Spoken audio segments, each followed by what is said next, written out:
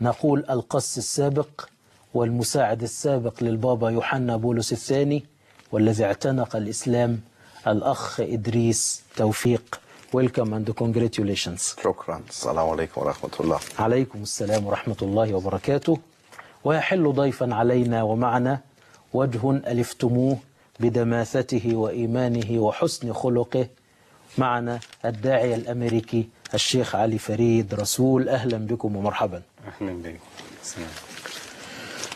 At the first,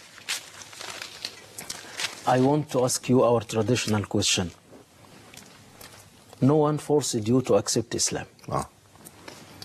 We want you to tell us about the conversations you made with yourself in your inner mirror until you declared the Shahada. There is no God but Allah and Muhammad is a messenger from Allah.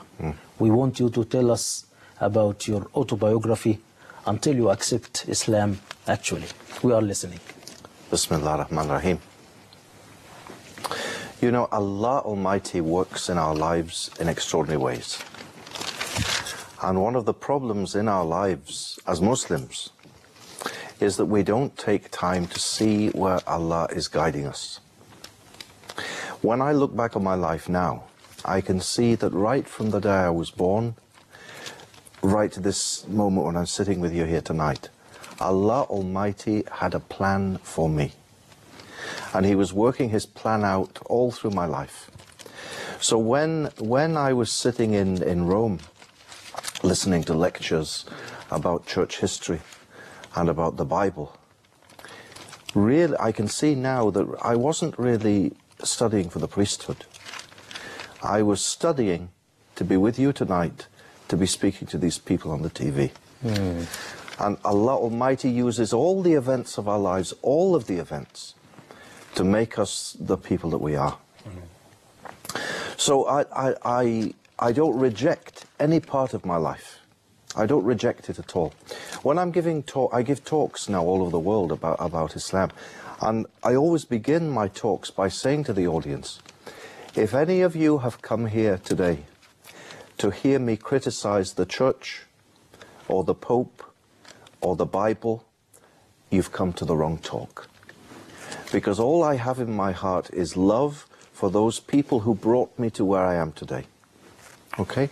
So my first experience of Islam, if that's what you're asking me, when I was a priest, before Islam, I knew nothing about Islam. I knew nothing about Muslims. I'd never even met a Muslim. I'd never spoken to a Muslim. I'd seen them in the street.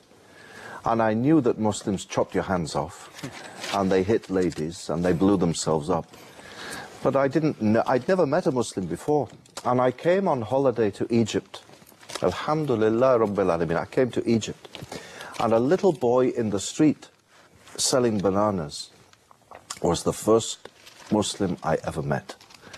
And he greeted me. The first words I ever heard from a Muslim were, Assalamu alaikum. And for the rest of the week that I was in Cairo on holiday, I passed that little boy in the street, and the little boy I learnt some Egyptian words, and I learnt to say to the little boy, Zayak, Zayak ya Habibi. And he replied to me each day, Alhamdulillah. And I went back to London at the end of that week, and I didn't know much about Islam, but I had met Muslims. And Muslims, like the little boy, had taught me to say as-salam, the greeting of peace, not chopping hands and blowing yourself up, but peace.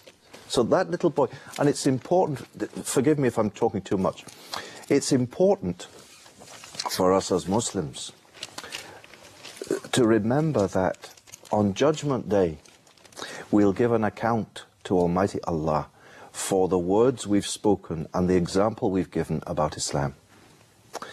And on Judgment